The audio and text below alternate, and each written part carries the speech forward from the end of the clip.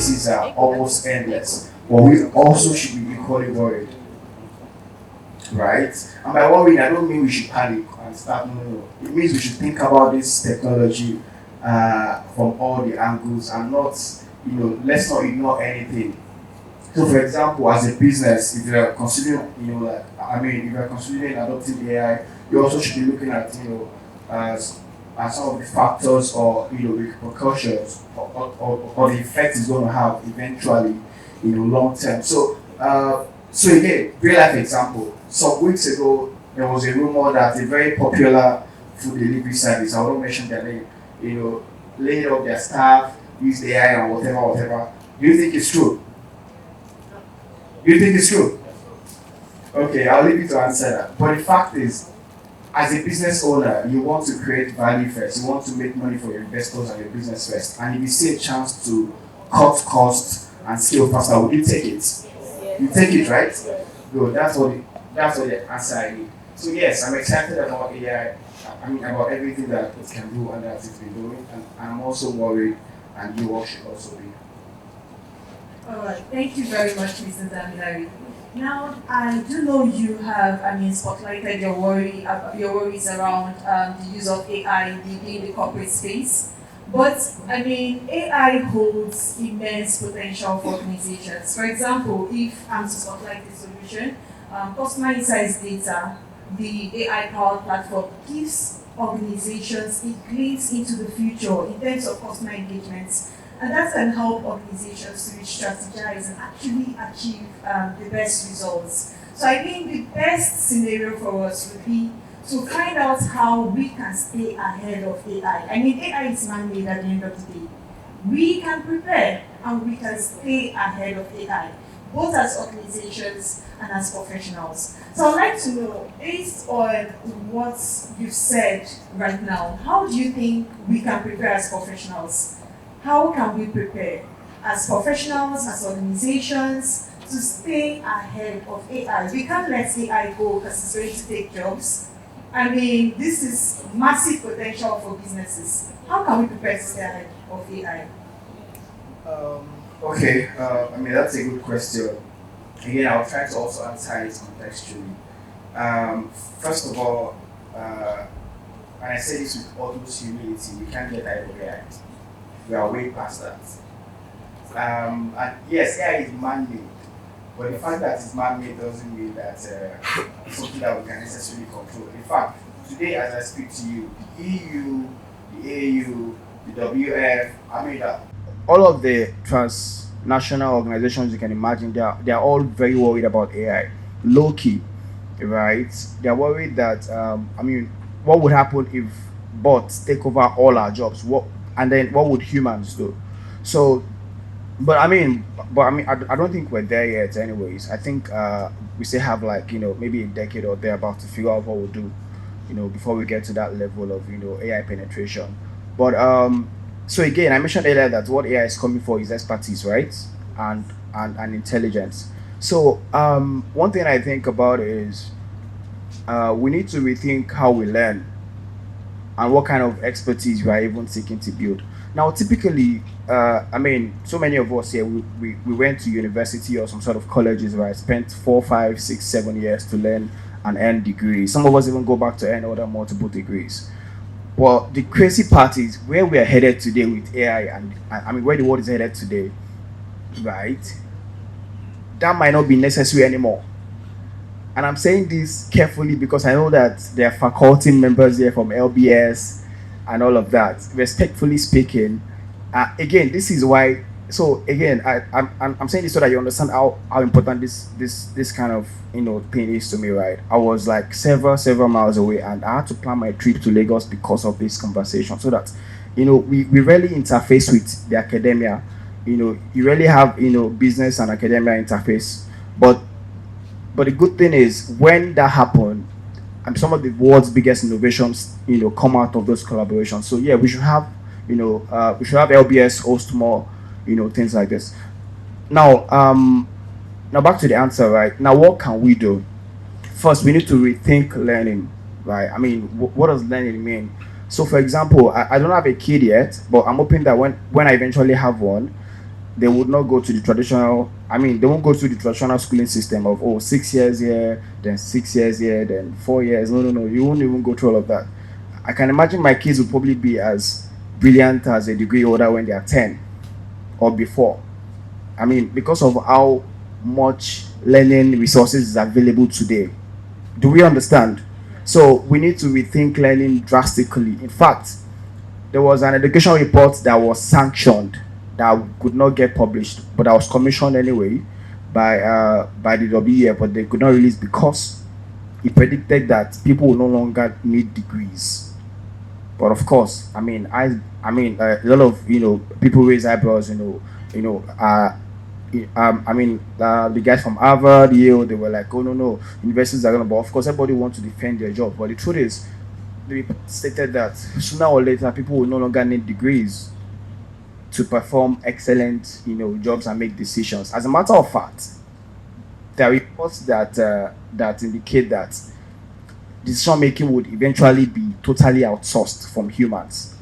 So, for example, a bank CEO in the next 10 years might not need to make a decision based off their judgment or their experience because the AI will be smarter than whatever that bank has learned all his life. So, again, this is exciting, but it's also worrisome. So, anyways, let's put it in context again. So, what can we do, right?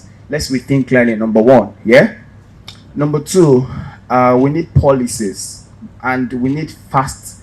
In fact, we need policies and we need them like yesterday.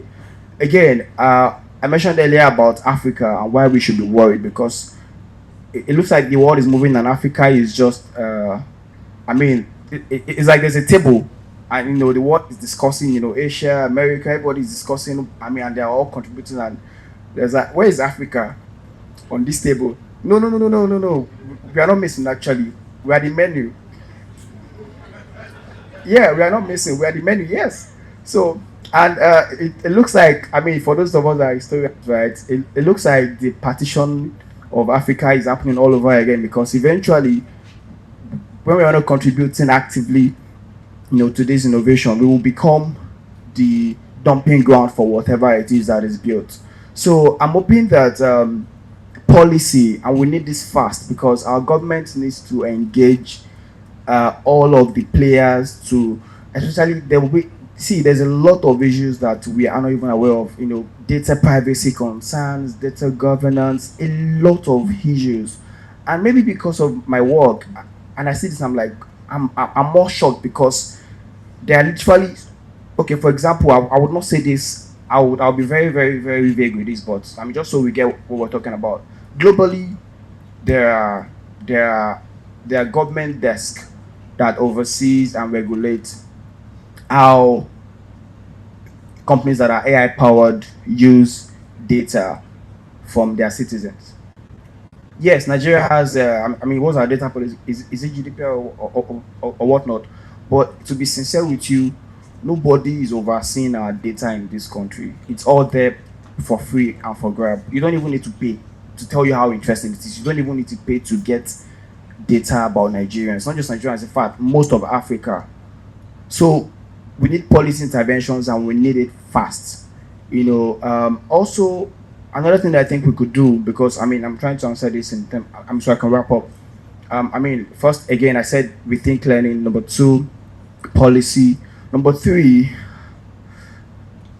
I think everyone here needs to have an AI strategy.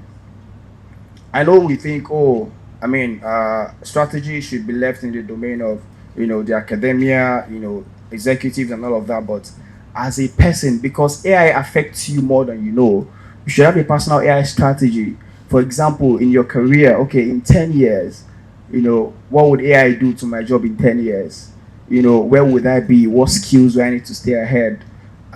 What are the opportunities that will be in demand at that time? So how can I be better positioned? So yes, you should have a personal AI strategy.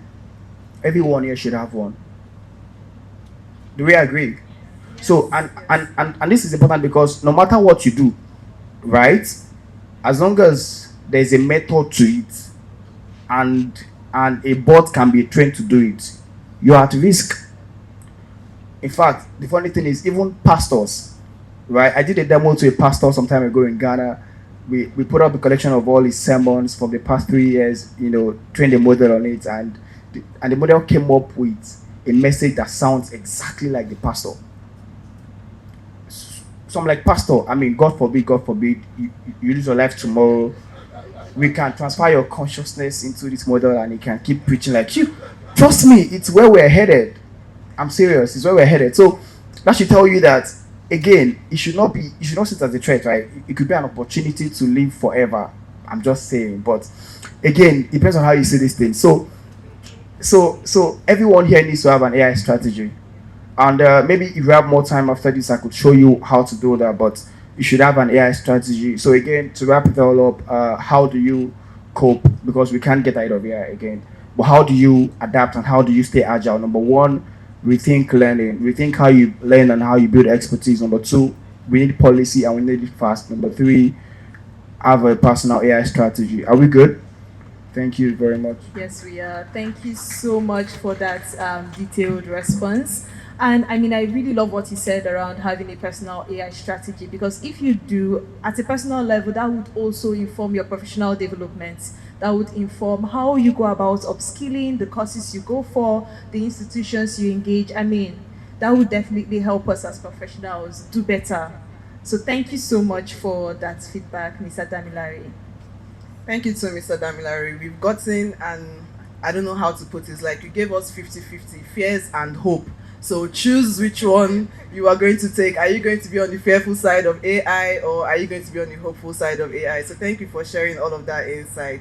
We have also explored how AI is gaining massive traction, and you have set good foundation for that. So we want to know, now that this adoption in Africa comes with unique challenges, and Africa is like, we are at the bottom rung of anything that is happening. It's like whatever falls, if we can quickly grab it, then maybe we would have a share of the pie. So let us see, through Mr. Johnson's insight, these unique challenges that we're experiencing in Africa, from skill shortages to infrastructure gaps. From your perspective, what do you think are the biggest barriers that are holding African businesses back? We have several African businesses. Please give a round of applause for yourselves. We have CEOs here, founders, everybody in their own way trying to see how they can support the African market and the infrastructure that we have available so that we can compete globally.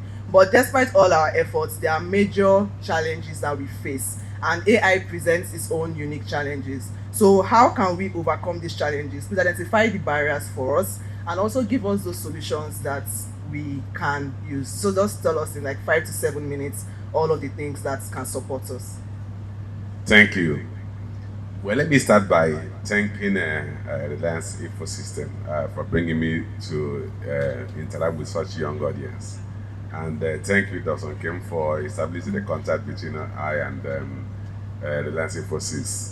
It's always a delight to see a lot of young Nigerian enterprising Nigerians in a hall. Some of us in my generation were worried that all of you have actually jackpot to Canada or... So it's actually a major relief for me that you guys are still here and we are all going to transform this society. Back to your question. Some of the issues that are creating challenges for AI adoption and penetration in the country are very obvious. One of which is infrastructure supply. Dr. Kim, in his presentation, made allusion to some of those factors. Today, you need broadband internet for you to have effective internet service. And broadband internet coverage is not yet broad in this country. If you take out the major cities, you don't even have 5G internet connection in most of the cities in the country. Beyond that, you also have to deal with the issue of power supply. We all know that data centers require a huge quantity of energy supply, and we do not have that. Today, our total energy consumption production today is about 5,000 megawatts. I checked the report that said MTN data center requires a minimum of 5 megawatts, and that is just at the beginning of it. So if you have multiplicity of such data centers, you can imagine that we don't have the capacity to supply that. But beyond that, we have low quantity or volume of power supply. You have to deal with the availability of that power. It's very sporadic. So data center require 24-hour power supply. We don't have 24-hour power supply in the country. Even those of you who are in band A do not get the 20 hours promised. Then you talk of alternative energy supply sources. Diesel, a liter of diesel is more than 1,000 naira today. So for you to have the data centers in the country, which are required, a critical component of the AI penetration, you need power supply. We don't have that. Then you go beyond that. You look at the skill sets. Some of us said, I think Damilare said that we are on the table. We are not on the table. We are on the menu. So, but the basic thing is that we need to upscale, which is some of the concerns here that expressed here. Part of the challenge we have today, how many people have machine reading competencies here? How many people have information system security, information system security experts here? How many people have the competencies? Our educational system is still not producing those competencies. So you don't have the competencies here. Elsewhere in the world, they've adopted STEM education system, which is science, engineering, technology, and mathematics. I don't think our primary schools and secondary schools are adopting that today. If we are adopting that, it's still at the infancy stage. So you need the supporting skill set to be able to have that technological penetration that AI comes up with. And then you also have the culture change. People embracing technology, people embracing, willing to unlearn what they had learned to acquire new skills. So you need to look at that. So because you also recognize the fact that the generations I belong to are struggling to deal with technology today. They are not interested in the bots. They are not interested in most of the technologies that you younger generations are adopting. So you need to do that. Then you need, even within the work environment, the institutional environment, the concept of training people, because the concerns are there that it could lead to job losses. That's real, but it will lead to job losses of those routine jobs that can be replicated by machines. The first time I heard people use, go to South Africa, not many of you have been to South Africa, you know what they call street lights? Traffic lights. They call it robots, because they're actually robots. The only thing that makes the street lights, traffic lights here that look not so much like robots, they are not programmed. If they are properly programmed, it then means that it should be able to measure the number of vehicles on a particular intersection, route of intersection, and allow passage to that route that has more congestion. You understand what I'm saying? But here, what we have is a program, maybe every 30 seconds, it will ask you to move. This is the fact that there may not be any traffic coming on that line where it's asking to move. But in South Africa, it's called a robot because it's programmed. It can determine where you have traffic build up and allow more time for that traffic to clear. Then you look at, we talked about infrastructure. Power infrastructure is very critical.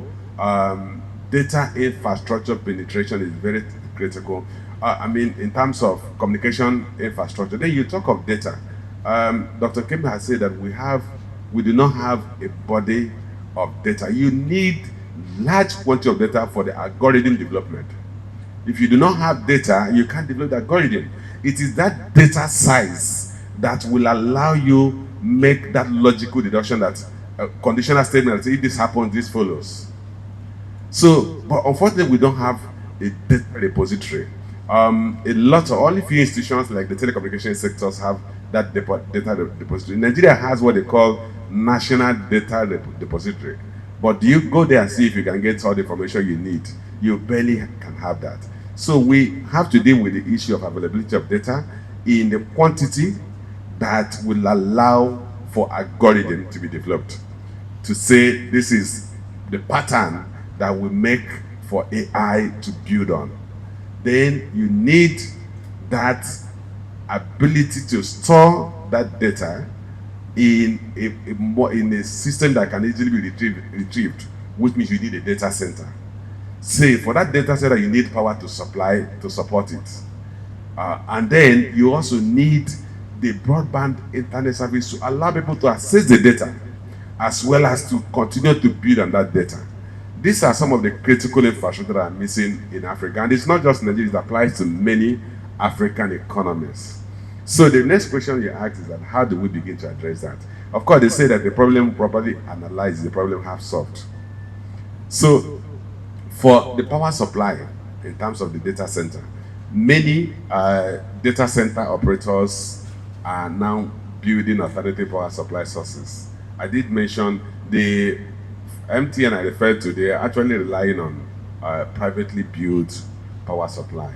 That they have about 5 megawatts of power supplied by a privately built enterprise. Then you can have that alternative power supply coming from your own self-generated gas-powered generators. So in that case, you need to have that gas supply to your site. You can also build, today we have inverters that can store power to some extent to allow for uninterrupted power supply, even when power fell from the main supply source. Then you look at, today we have multiple power supply sources like your solar generators, you have your wind powered power plants. So you have to look for alternative sources that will allow you have sustained uninterrupted power supply, not relying on the public main supply because it's really not reliable. So that's on that. Then in terms of competencies, and I'm happy with what Reliance Info System is doing now. This part of the competence development we're talking about. The private sector has to fill the gap in terms of competencies that the public sector does not seem to have to be lacking. In terms of communication infrastructure, good thing the federal government graciously approved an increment in the tariff of the telecommunication sectors to make them return to profitability. We are hoping that with that improvement in revenue, they will resume their competition for customers' wallets. So they will begin to drive for improved average revenue per user, which was what they were competing for, which will allow them to build more cell sites, to expand their 5G network, and to build more fiber optic infrastructure that will allow for, one, data collection, two, accessing of data, and as well as ability to reach those customers you intend to serve. I think these are some of the issues that are concerning African penetration in Africa, and some of the possible ways we can begin to address them. Thank you. Thank you so much, Mr. Johnson. We in Africa, especially Nigeria, it's almost like you were dealt a bad hand. You're the innovator, you're the visionary, but you also have to think about your power supply, think about your internet connectivity. In fact, you have to think about multiple options for your power supply, just in case one fails, there's another one that would. So all of these things are things that cripple our entrepreneurial spirits. Before you even start, you have failed. And now we have to learn how to navigate all of these things. We have new suggestions coming up. How many of us can afford to go off the radar? I mean, for say electricity, not everybody. Those are heavy investments that we have to make. So before you can even set this ground level and then start to build up on your indigenous dreams, that pushes ahead the time that we can catch up. But nevertheless, let us not fret. This is something that we can navigate, and hopefully within the next 5 years we would have different sets of challenges to deal with, not these that are more like basic amenities. You shouldn't be bothering about a network that works or some electricity supply that you can rely on so that whatever you're building does not crash or an update fails. It was not your fault. I mean, we shouldn't be held responsible for things like that. So thank you for supporting our dreams, Mr. Johnson. I also have a follow-up question for you. Working from the finance sector, because you're a financial expert, you would also agree that financial inclusion is a major focus for economic growth. Most times, if you see metrics where they are ranking countries for anything financially related, except it's the negative part. African companies or countries seem to be on the high side. They rate us very highly for negative things. The positive parts, they don't see us. We really have to change these things. I mean, all of us are enterprising people. We have a lot of bright minds here, and we need to fight for our place in world dominance, right? So AI has the potential to accelerate our progress in this regard, which is why we're having conversations like this. How do you see AI playing a role in expanding access to financial services and driving broader economic development in Africa?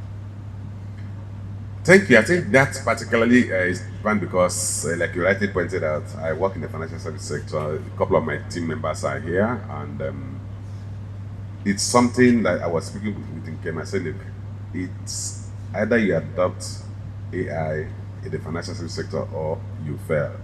It's just a matter of time if you don't migrate to AI, artificial intelligence, for providing your services. Principally because the financial service sector is one of the most IT-dependent sectors in the world.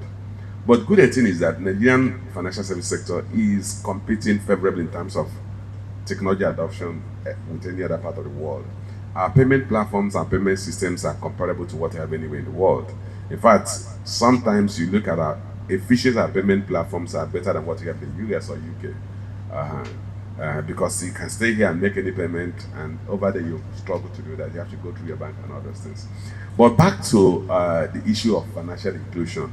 AI will impact financial inclusion from multiple perspectives. I'm going to dwell largely on one or two of them. One of which is as it respects to onboarding of customers. Part of the challenge we have had in the past is our onboarding process was largely manual. They ask you to go and get your international passport, go and get your driver's license, go and get the ask an account officer to go and verify where you live. So somebody will have to come and visit and write a report of visitation that you have been there. And then you get your utility bill. And today you don't have utility bill because if you are on prepaid meter, you don't have utility bill. So they ask you to go and get utility bill. You go, if you're a tenant, they tell you go and collect from your landlord, and your landlord may not be willing to give you. Previously, they used to ask us to go and get our telephone bill, but telephones are now virtual because you pay your bill electronically. So, but with AI, by the time you provide, which is why data repository is very critical for the success of AI, and as well as success in using AI to improve financial inclusion. With your phone number, you can be onboarded by a financial institution. So once you provide your phone number, they now go to the data depository and extract your NIN, they extract your biometric verification number, they upload your means of identification because that data is available. So you no longer need to go to everybody and say, go and get this, go and get that. I remember one of the instances where maybe 10, 15 years ago, I was opening a domiciliary account with a bank in Nigeria, one of the biggest banks in the country. And I've had an account with them for more than 20 years. And I said to them, I wrote them a letter saying, open a domiciliary account with a sub-account to my main current account. And they told me, go and get utility bill, go and get your international passport. I said, you guys are not serious. This is a sub-account to the main account. The data on the main account, same data. All you just need, if you need to duplicate it, otherwise you link this account to the first account. And they didn't do that. I said I will follow you through on you change that culture. I followed you through to the MD. And after speaking to the MD, initially he started arguing. I said, look, just calm down. Listen to me. I used to be a banker. And I used to be in charge of operations, so I understand what I'm saying. You need to link this domiciliary account to the main account and treat the domiciliary account as a sub-account. Everything in the profile in the main account is what you have in the domiciliary account. You don't need to duplicate it, bring you to new documents. Eventually, they adopted that for me, and they had to make it bank-wide. So what I'm saying is that the fact that we have data, and that's one of the things that the payment service banks in the country are using. You give your account number, your phone number becomes your account number. And with your phone number, they are able to pull data on you. So that allows for easy boarding of customers. The KYC requirements are now easily accessible, which was a major challenge we have. It will also make it difficult for what we used to have where customers can change their identity. They just vanish into TA after borrowing from you. That takes us to the next area where AI penetration is very going to assist in financial inclusion, which is the case of lending. Today, you no longer need to go and bring your mother's death certificate, your father's death certificate to get a loan. You can be onboarded, and AI can actually do a profile of you, do a credit check on you to determine if you have defaulted in your borrowing history, to do a record of well consumption of airtime to know your capacity to consume, your income level. So many analysis can be done using artificial intelligence, so that within a split of a second, the bank or the financial institution is in a position to determine your credit borrowing capacity, your ability to pay back, your repayment source, and then grant you the loan, which is why we have payday loans today, that you don't need to go and write applications. You're online, you go in, log in, fill your basic information, and within a few seconds, the system is able to assess your credit history, accredit your capacity to pay back, and then grant you loan. And because this is going to be more pervasive, it will allow for those who have no compelling need to patronize the banking system to patronize it. I sit back and I get emails from my bankers and say, look, you qualify for this level of loan. And we're going to get to a point where your phone number, you get notification that you qualify for this quantity of amount of loan, and that if only you do this 1, 2, 3, 4, you can access that loan. But because they know you can't default, because they have multiple information on you because of that access to your database, a huge database, which is critical for the use of AI. I think AI will allow us increase financial penetration of financial inclusion by easily onboarding those who are outside the financial system, as well as incentivizing those who are outside the financial system to see a motivation to get onboarded by providing them easy access to credit. Thank you. Thank you so much. Something that you said, I see financial access happening more in the entrepreneurship space, because sometimes you find organizations that want to support entrepreneurs, but they put you through the rigors of proving your worth or proving your value. So you can say you want to apply for a grant, you can spend 4 hours on that grant. You're just thinking, they ask me, how do I answer this question? What else do you want me to say? Just because I want to get a few thousand to support my dream. But for something like this, with your credit history or your transaction history, you can easily be vetted, even sitting where you are, and then you get access to all of these things. You can borrow, you can get money that you probably don't plan to, but they are saying that, okay, based on your regular income, you can easily pay back this loan. So you get an email from maybe Open or somebody telling you, oh, why don't you apply for this? And you just get it. So I feel that financial inclusion is something that all of us, especially this younger generation, can benefit from. Thank you so much for that insight. Mr. Damilare, I want to come back to you. We talked a lot about AI and how AI is supporting innovation. So which AI-driven innovation do you think is currently having the greatest impact on the operation of countries, or rather companies, in your industry?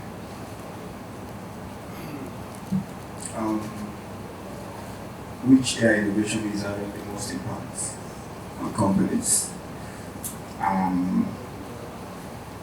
I mean, that is a very, very okay. Let me try to bring it into context again.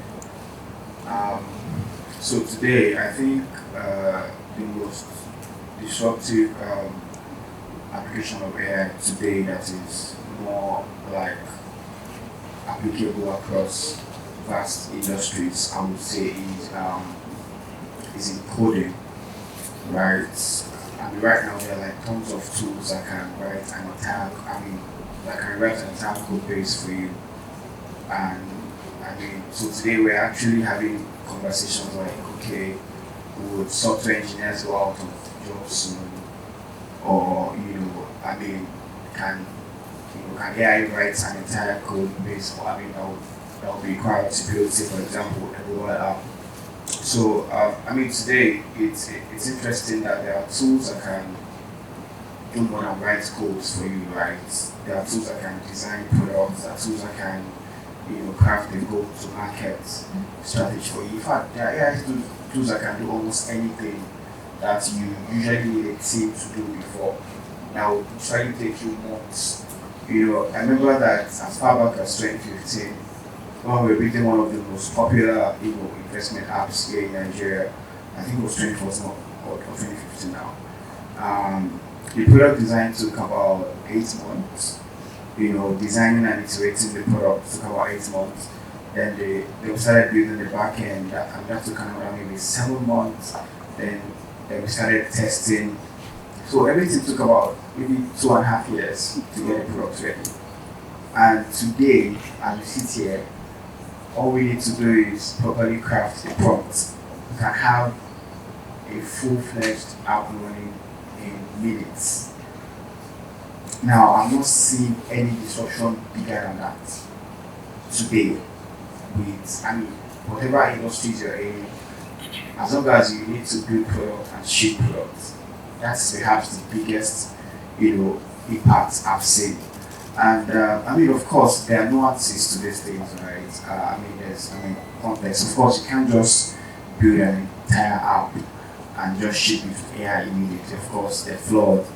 There are all kinds of security concerns, but the fact that today you can design and ship a functional app in minutes without writing a single line of code yourself. It sounds like something we dream about or something we envision to happen in the next maybe 100 or 50 years, but it's happening now. So that should tell you that the disruption that AI will bring is not be like it won't be like anything that we've seen before. And this is going to take me back to what I said earlier about how we need to further prepare ourselves as a society. And again, it's not just a Nigerian or an African thing, right? It's a global thing. The world is still trying to understand how to manage, all of the disruption and changes that AI will bring. But Africa, unfortunately, it seems that we can't do more than worry. So except as individuals, right? I feel like collectively we can't do much because practically there is no. So practically speaking, so let me take a minute to wrap this up. Realistically speaking, Africa, there is no such continent as Africa because we are not even cohesive. We barely make any collective decision, right? There are several units that are just doing what they like. So it's sad that it might take a while for us to even have a collective framework to deal with things like this, right? The EU is perhaps the most close-knit, continent, that is able to, advocate some of these issues for their citizens. But sadly, we're here. So what I think is individually, I'll wrap up with this. We need to be decisive and proactive about how we, think about and how we use AI. Yes, the opportunities are endless, and in the short term, we should see how we can maximize it, build businesses, make some fortune, and also think long term about how we are also going to manage some of the long-term implications. And sorry, as I promised earlier that I was going to share how to come up with a personal AI strategy with you. And this is the final question, right? As we wrap up. So we just have one more for you, yes, and then we'll wrap up. Oh, like after this? Yes. Okay. Then I'll share the personal AI strategy thing then after. All right. So you've spoken extensively to how AI can basically impact organizations within Africa. So one thing we'd like to find out, when you speak to AI, I'm very sure that you agree with me that AI is not just about short-term wins. With AI, we are looking at long-term, we are looking at the future of businesses, how all of these productivity gains, this, the ability to stay innovative, how all of this would add up to help drive agility. So I'd like you to briefly speak to what you think, basically, how do you think AI is going to transform the future of businesses across Africa? That is, if we do it right. Okay, 2 minutes. Businesses, Africa, AI. So, to keep it very simple, right? We are just going to leapfrog into this thing. We are going to leapfrog into it, and I'll explain what I mean in a minute. So anyone who is familiar with how Africans and other third world continents or nations rather have adapted technology would realize that we basically leapfrogged into this development that we are seeing today. So, for example, say a state like the US, for example, right? They had to invent the telephone, invent the landline, invent the long distance. The mobile technology we see today went through several stages, right? But Africans, we just woke up one day and then we had the GSM, and then we had the Nokia, and then we had the Android, and then we're here. So we've been known to just leapfrog into these things because one, we can't afford to innovate by ourselves. One. Two, we can't even afford to build the infrastructures to support these things. And that's why when Mr. Johnson, right, was saying earlier that, oh, you need things like power, broadband internet, like, bro, I'm privileged to have these conversations on some global stages, and I'm usually ashamed to mention that we need power and broadband internet to power some of these things in my continent, in my country, right? But it is our reality. We still have to struggle with these low level problems and low level issues. So, so yeah, my point is, we would eventually have to leapfrog into these things. So, for businesses trying to adopt AI, personally, I don't recommend you thinking about, at least if you're based in Africa, I don't recommend you thinking about building all the complex infrastructures that you would need to deploy AI solutions. It would be a waste of your limited resources and time, because before you can even build 1/10 of the infrastructure you need, the world has gone way ahead. So I'm sure that's why partners like Reliance, Info Systems are here to help you guide you through the journey. But basically, when I speak with bank executives, for example, in Nigeria, and they ask me, okay, Damilare, as you're adopting AI, do we need to build it? Do we need to invest in physical infrastructure? I'm like, no, go for cloud-first solutions that can scale without you adding any extra, expensive hardware, to your expenses. So for executives here, business owners here who are thinking about AI, first, go for cloud-based solutions that will not require you to make serious, hardware. Because again, hardware for AI is crazy expensive. We are talking billions of dollars if you really want to play global. And I feel like, okay, to wrap it all up, let me just share my personal AI strategies thing for you, for those that are interested. There are two simple acts. Number one, you need to learn how to create Google Alerts. Go on your phone right now and learn how to create Google Alerts. And what you do is type your industry and AI. That's the keyword you should set an alert for. For example, if you're in banking, the future of banking with AI, then create an alert for that on Google. So what that would do is that would send you, as often as you want, that would send you updates on what is happening, what your industry is doing with AI and how to also participate in that. That's a shortcut, right? But it sounds simple, but trust me, lot of people will not do it. But if you can do it, I think it's going to make a difference for you. All right, thank you. All right, thank you so much, Mr. Damilare. Thank you for that detailed response. All right, thank you so much, Mr. Damilare. Our final question, and then we conclude. This goes to Mr. Johnson. We have talked extensively about AI today, the challenges, the future, the potentials, and all. And AI has so much potential that is just waiting to be tapped. So we want to know, at a point, it would be like AI is normal, the way everybody holds a phone. Back in the day, if you had a phone, you were different from every other person. But now, if you don't have a phone, you're looked at like, what's wrong with you? Where are you? So AI would eventually be this thing that will be commonplace and everybody will have equal access to. So how do we now differentiate? Now we are preaching the gospel of AI being the differentiator. So we have applications with AI components that are now different from the apps without it. But eventually we would have these AI solutions integrated into our daily lives. What now becomes the differentiator? How do businesses set themselves apart? We want to know. Well, in terms of differentiating factors, in the first place, the speed and level of adoption of AI will not be the same. So your speed and level of adoption will be one differentiating factor. Two is the competence level of your people, the skill sets of your people. You see, AI will provide you with a judgment, give you an opportunity to make a judgment call in most industries. Let's take, for instance, the medical profession.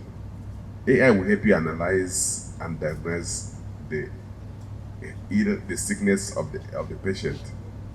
It is still going to be your judgment on what is the best approach to address that. Whether you're going to apply injection or drugs, whether it will require an operation. So it's still the competencies of the individual corporate entities will determine to what extent they outcompete their competitors.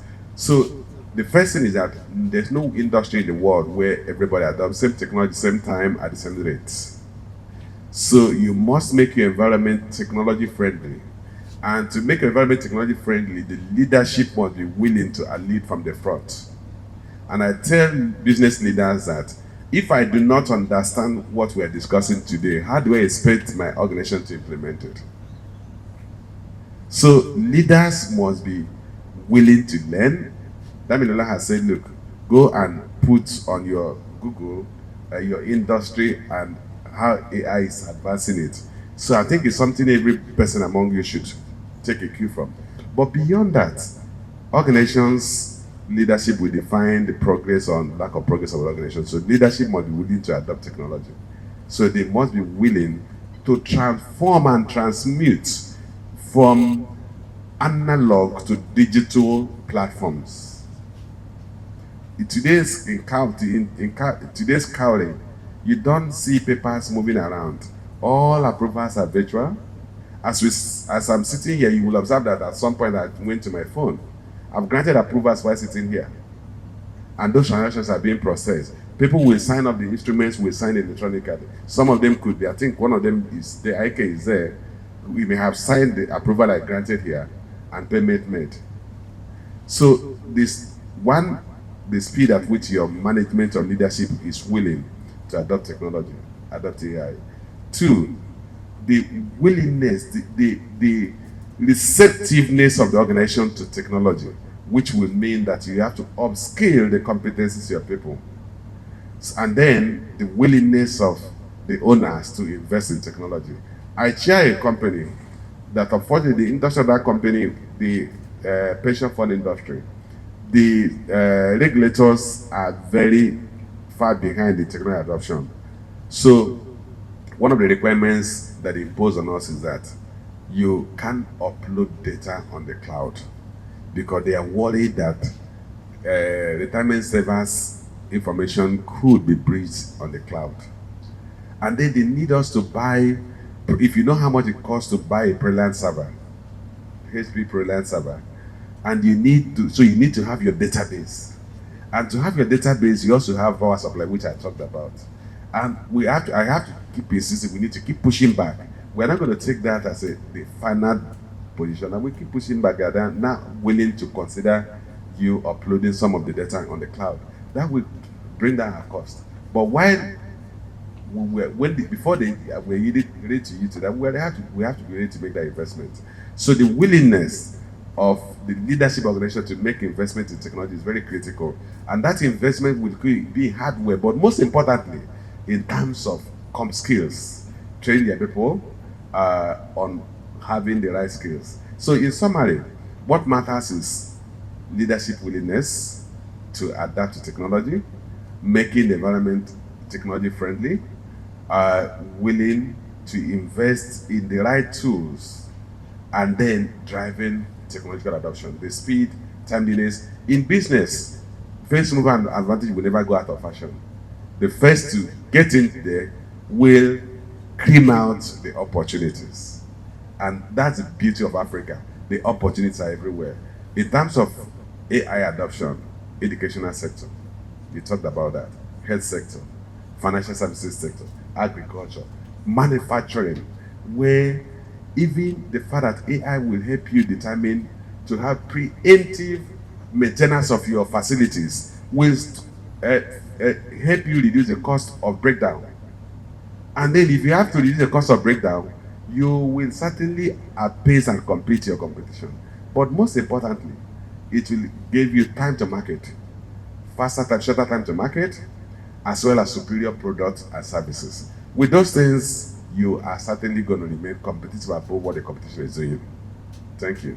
Thank you so much, Mr. Johnson. So what I've learned from what you said is that this is a top-down thing. If the leaders are not ready to adopt AI, they don't have that willingness, you cannot put that structure in place for your team members to also do so. So I believe this has been an insightful discussion, and because of time, we want to bring it to a close. So we want to appreciate our panelists for taking out the time to share with us their expertise and Thank their you. insights. Yes, please give them a resounding applause. Right, so before we leave the stage now, I just want to encourage all of us to think about how we can actively embrace AI. We have people from different sectors and industries here. Maybe some of the things that we mentioned, when we didn't directly link them to your industry or where you work, but I'm sure that you can draw linear points from all that our experts have shared with us. So as we leave here, let us see how we can incorporate AI into our roles, into our daily activities, and how we can leverage AI. You can't be on the train now and then fall off. It won't be helpful to you or what you're trying to build. So instead, you should find a prime seat so that you can get the first mover advantage, like Mr. Johnson has mentioned. Thank you so much, everyone, for your attention. Yes. Now, one good thing, just to add to what Nifemi has said, is that AI is very versatile. There are several AI platforms out there. I mentioned Customer Insights Data, the platform that gives you that 360-degree view of your customers. We have Copilot in finance, Copilot for sales. I mean, there are a lot of platforms out there tailored to unique use cases, tailored to industries. And the best part is that you can also customize AI to your specific business requirements. So while considering AI, I mean, Mr. Johnson said, looking into the right AI tools based on your business. So while considering AI, I mean, we should look into leveraging the right tools that can be tailored to what we do, to how we operate, and in doing that, to be able to extract maximum benefits from the use of AI.